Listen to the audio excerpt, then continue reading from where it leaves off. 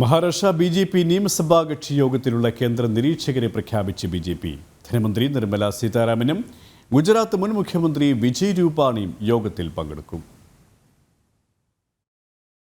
മഹായുതിയിലെ സഖ്യധാരണയനുസരിച്ച് ഏറ്റവും വലിയ കക്ഷിയായ ബി.ജെ.പിക്കാണ് 5 വർഷവും മുഖ്യമന്ത്രി പദം. അതിനാൽ ബി.ജെ.പി. എം.എൽ.എമാരുടെ യോഗം പാർട്ടി കക്ഷി നേതാവായി ആരെ തെരഞ്ഞെടുക്കുന്നുവോ ആ വ്യക്തിയാകും മഹാരാഷ്ട്രയുടെ പുതിയ മുഖ്യമന്ത്രി. മുംബൈയിൽ ചേരുന്ന ഈ നിർണായക യോഗത്തിനുള്ള കേന്ദ്ര നിരീക്ഷകരെയാണ് ഡൽഹിയിൽ ബി.ജെ.പി. ദേശീയ നേതൃത്വം ഇന്ന് പ്രഖ്യാപിച്ചത്. ധനമന്ത്രി നിർമ്മല സീതാരാമന്റെയും ഗുജറാത്ത് മുൻ മുഖ്യമന്ത്രി വിജയ് രൂപാണിയുടെയും അധ്യക്ഷതയിലാകും യോഗം ചേരുക. ശിവസേനയ്ക്കും എൻ.സി.പിക്കും ഉപമുഖ്യമന്ത്രി പദം നൽകും. ഏകനാഥ് ഷിൻഡെയോ മകൻ ശ്രീകാന്ത് ഷിൻഡെയോ ശിവസേനയിൽ നിന്ന് ഉപമുഖ്യമന്ത്രിയാകും. എൻ.സി.പിക്ക് നൽകിയിട്ടുള്ള ഉപമുഖ്യമന്ത്രി സ്ഥാനത്ത് അജിത് പവാർ തന്നെ തുടരും. വ്യാഴാഴ്ച മുംബൈ ആസാദ് മൈതാനിയിലാണ് പുതിയ സർക്കാരിന്റെ സത്യപ്രതിജ്ഞ. ജനം, ഡൽഹി.